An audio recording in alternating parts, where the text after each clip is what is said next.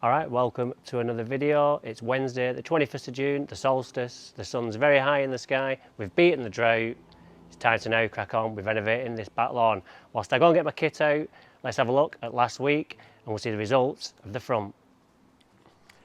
Okay, so let's just have a quick look at the front. If you remember last week, we gave this a double scarifier, treated it with the Equilibrium, some of the liquid range, Dan's Magic, Stella to name a few. It's Wednesday today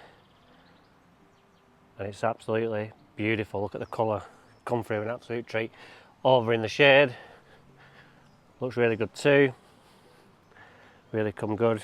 Now we have some good rain, it's got it going again, a bit dry under here, you can see, lovely and thick, even though it spends most of the time in the shade. So what we'll do is we'll get it cut and we'll see how it looks. Still a bit patchy over here, but again that's just from up this tree, it drips down and drips. So we'll get some seed in that at some point, but on the whole we'll mark that down 0.1%. So this is like 99.9%, fantastic. Yep, absolutely beautiful.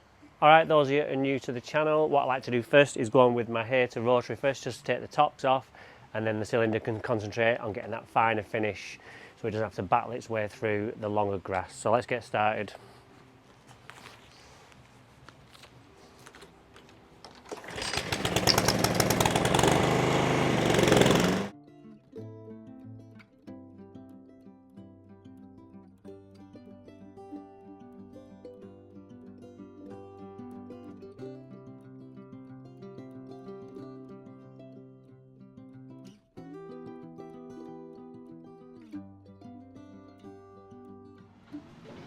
Alright, so we've just started the striping process with the Rotary. Just the colour looks absolutely fantastic. I can't believe how quickly these products have kicked in. Because with the heat and all the water, they've just been able to maximise kind of potential with it, and they've really reacted well. Look at that. So we've got a Rotary cut there, and you might think, yeah, it looks alright that, but I can just tell it's been cut with a Rotary. It's not as clean as it would be with a cylinder. That's because of the cutting. With a cylinder you really do a nice crisp line along the top of the blade, whereas the Rotary, sometimes it cuts it, but it not so much chews at it, but it doesn't leave as tidy a finish, and that's why we've not got that crisp stripe yet. But what I'm going to do now is, now I've just reduced that stress load on the cylinder, I'll get that out and we'll give it a double cut with the sterling and we'll see how good it looks. But looking good so far. Most of you will probably be happy with that, but I'm not. I know it can be better, so let's make it better. Okay, so we're just about to go on with the sterling. What I want to do is I want to set the height. What I'm going to do is I'm going to try and get it down to 20 today. So it's just been cut on number 3 on my hater, which I'm not quite sure what that is, but there's still quite a lot to come off. So I don't want to take too much off in one go. So I'm going to go on at 23 first, and then we'll see how that looks. And then if we need to, we can, on our second pass, we can drop it down to 20, or we could just do it in millimetre increments as and when we want. That's a great thing about this sterling, is that we can drop it down a millimetre every time we cut it and get it down really quickly, or we can take a bit more off depending on where we are. So let's do that.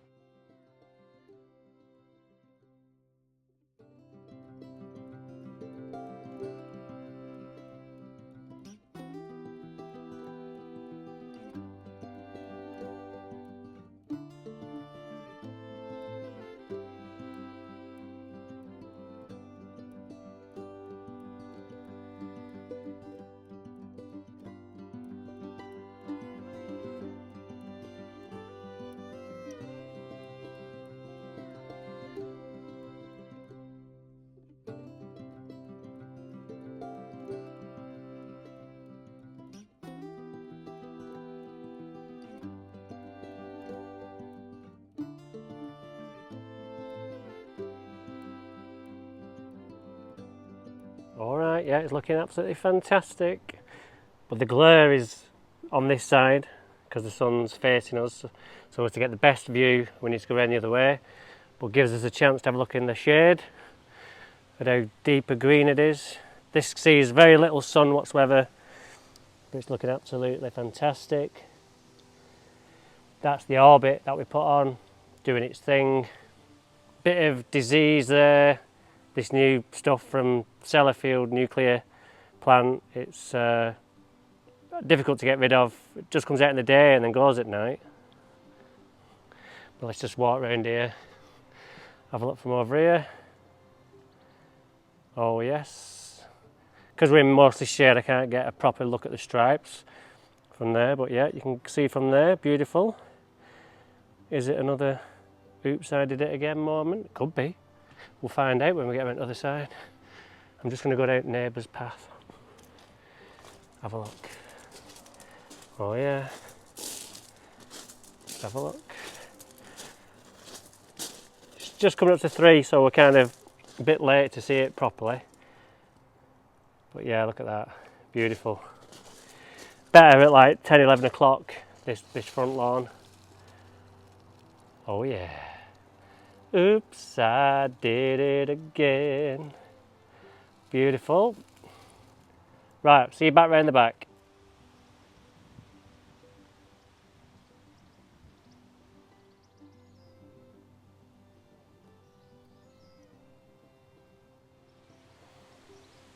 Okay, let's just have a quick walk over. Desperate for a feed, but just because of the drought we've not put any on. All this has had is Sopro and Grace to keep it going, which it's done. Still got this dog stain from before the King's party, which was about 8 weeks ago now, so it just shows you the longevity in urine, like the urea, so it's slow release. So it's just keeping on releasing. I cut this the other day and it's grown that much, so you can see how it's overtaken all the other lawns. So hopefully by the time we've fed this, I'll avoid that area. I'll put something over that, stop that getting fed, and then it'll all blend in as best it can. Other than cutting that out and sticking it over there is the only way we're going to get rid of it, and I don't think Howard will be too happy with that. So we'll avoid doing that. So what we'll do is we'll get it cut, number 2 with a hater, and then we'll get on with the scarifier and give it a really good scarifier double pass.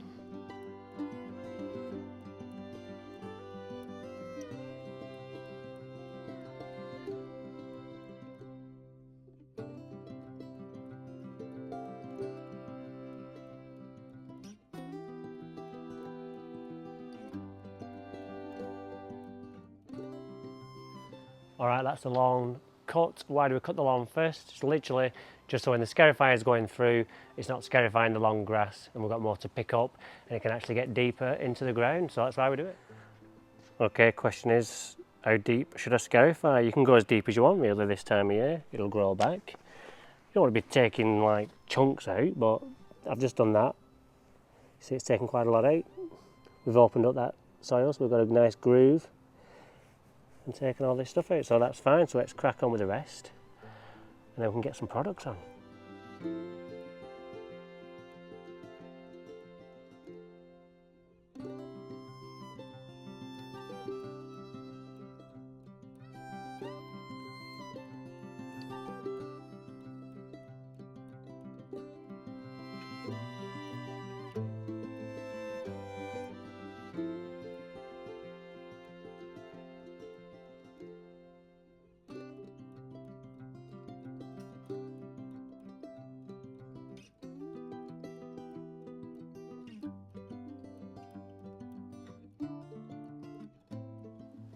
Alright, a lot of stuff come up, which is good. It means the lawn can breathe a little bit. And then when we put our products on, there's room for new grass to develop, because if we just keep feeding without removing, we're just creating a disease bed. Because I always say, if you imagine being on a bus, although I like to say buzz, but I'm being posh, I always say I'm going to stay true to myself. So we get on a buzz and there's 100 people on there and we're all stood and we're all cramped in, it's hot and it's sweating, we're all like getting frustrated and we just want to go, ah. Well, it's the same in the grass. Once a lot of people get off the buzz and it becomes a lot freer, you feel a lot better, and that's exactly the same in the grass. We feel a lot better after the people have gone off the buzz because we're not as hot and as sweaty. The same thing going on down there, but in the grass you'll get disease. So that's why we need to do this. So what we're going to do is, going to be lazy, just going to get the mower out, hater, pick this up with the mower.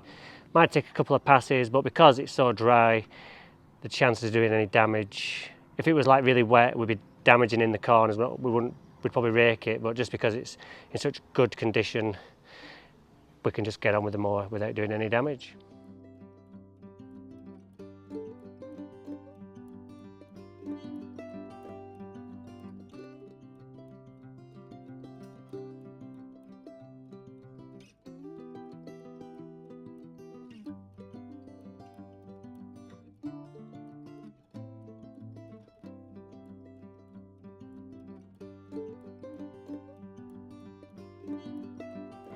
Okay, so we've got everything picked up. What I'm going to do now is go on with the Sterling with the cylinder cassette in, and I'm going to knock it down to 23 mil. So that means when we fed it and everything, we know we're below that, and then we can keep it at 25. Whereas we just leave it as it is, it's above that, and we're always going to have to keep it above that height. So if we knock it back, give it a bit of a reset, we're in control of what happens next.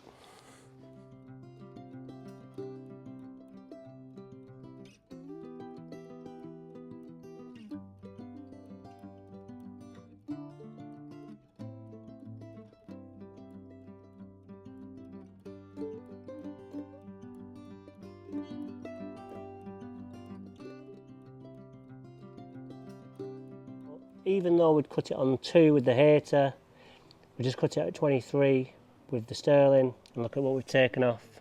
All that. Also, we've picked up some of the scarifier that was left behind that the hater didn't quite pick up, so we're in a good position. Alright, so we're just having a look. Double pass with the scarifier, 1 cut with the hater, after we'd scarified 1 before, and then finishing off with the Sterling. And we've got a really strong stripe, and that's because we've freed it up, so the grasses can all go in the right direction without being all clogged up and all entwined with each other, which is what happens over time. So what we'll do now is we'll get on with our granular fertiliser, Equilibrium, and then we'll get on with some liquids, and that's this job done.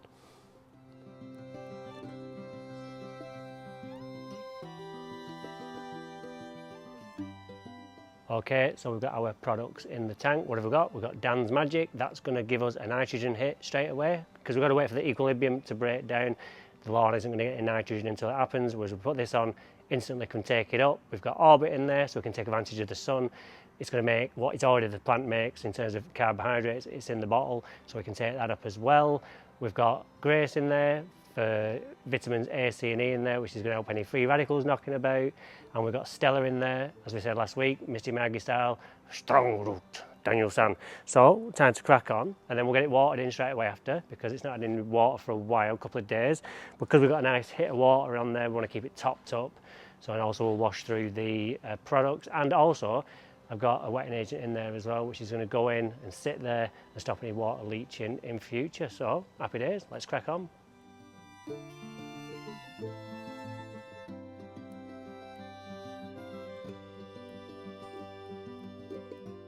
Okay, so that's all the products on. All that's left to do is to give it some water. If you want to leave it sat on the leaf for a bit, you can, or you can wash it straight in. Just today I'm choosing to wash it straight in, because there's quite a lot of stuff going on. We've got granular and liquids on. Still very sunny, so let's get some water on. The sooner we get it washed in, the sooner it'll kick in. Okay, that's this video done. What have we done? We've cut this and made it look absolutely fantastic. Then we went round the back and did exactly the same what we did here last week. We did give it a double scarify, a cut, and we got our products on. Now I know you're tempted maybe to put more seed on, but there's no need. We've created the grooves for a reason. That's to let the old grass that's already there produce new tillers, which are side shoots, which are going to fill it up. We don't need to add more seed, so don't make that mistake and add any more seed, because you're going to make things worse. So last week I got a comment after my video where I did the amazing stripes at former Britain's best lawn. Anyway, yeah, great stripes, etc. But can you put a fruit pastel in your mouth without chewing it? So let's find out. I have here a tube of fruit pastels.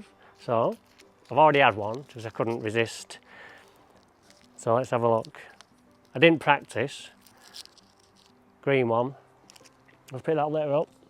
I'm not chewing. Oh, the salivary glands are going. Oh, it's hard. Well done, I'm struggling. There's the answer. No, I can't put a fruit pastel in my mouth. without chewing it, but I can do great lawns. That's what we've done here, and hopefully you've enjoyed it. So if you want to see more lawns being turned around like this, join us next time on Daniel Hibbert Lawn Expert. And if you want to see more videos like this, click here where you've got all different ones you can catch up on, past, present, whatever, and we'll see you next time when we're doing something else like this, but somewhere else. So see you then, bye.